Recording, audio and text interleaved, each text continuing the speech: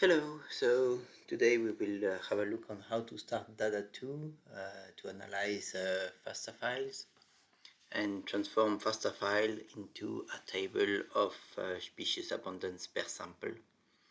So right now I just wanted to have a quick, so I strongly recommend the tutorial, the dada2 tutorial that you can find with Google, but I just wanted to highlight something that is sometimes not always clear. It's about how to start the actual job on the Toulouse cluster. So to do that, you need to have two different tools. The first one is called WinSCP. It's this one here, and this will allow you to easily put the file that you want to analyze on the server. And the second one is called PuTTY, this one here, and that will allow you to actually go on the server, use the files that you just put in there, and start your dada2 pipeline.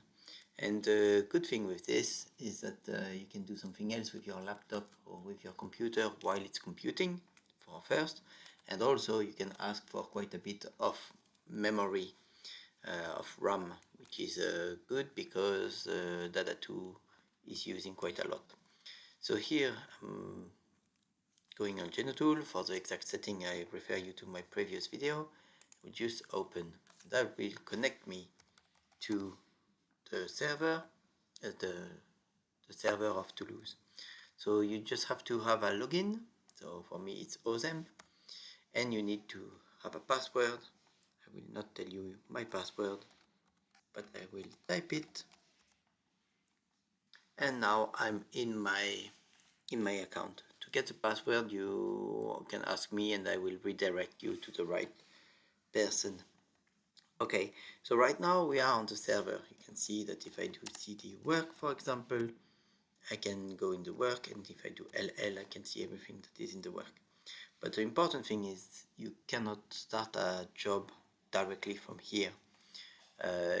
So there are two ways to start a job. Either you use sbatch as an option, and then you have a script like this one, for example, dada2 slurm aira.sh, and so that allows you to start to tell to the computer, to the cluster, to start the series of commands which is in there.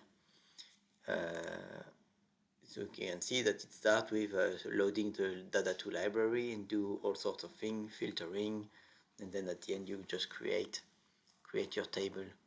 So that's the first option is to use sbatch. But right now I wanted to show you the second option, which I kind of like, is to run it directly, the equivalent of the qlogin. And so that is called srun. And so when you do sbatch or srun, you can see that you have a place here where you ask for the memory. Right now I'm asking for 4 gigabytes, but to give an idea, if you have when I have around 350 samples to analyze, which is typically a typical run, typical MySec run, then I would ask for 64 gigabytes, but then I have to wait a little bit more. So right now it's just the demo, so I'm asking for 4 gigabytes. And then what happens is you are queued and you are waiting for the resources to be allocated to you, which can be quite long with 64 gigs, and I thought it would be kind of immediate with 4 gigabytes, but apparently I still have to wait a little bit. Yes. Okay, and now see, I have a job and I have the resources. So right now you can see here that I am on a node. See, before I was on the Geno login, but now I'm on a specific node, on the node 133. So, and I'm still in the work. So what usually happens is I go wherever I put my files that I want to analyze, and then I start R. And to start R, the thing is, you have to run a few things. in order for the cluster of Toulouse to understand that you want to start OR. And this is what you need. See, you need OR and dada2. So this is to start OR. You need to type these 3 lines here, just in there.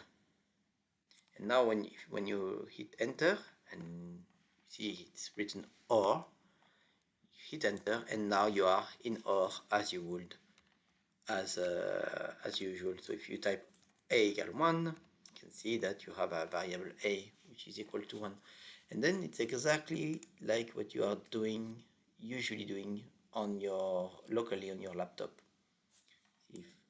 So that's why you have these modules here. You don't need that if you start it with differently. I like it this way because then you can have a look at if something goes wrong in the sample names or something, you can check each step. So I kind of like it. Yeah, and that's it. So I will not run it because that will be part of another video, and it's very well explained on the tutorial.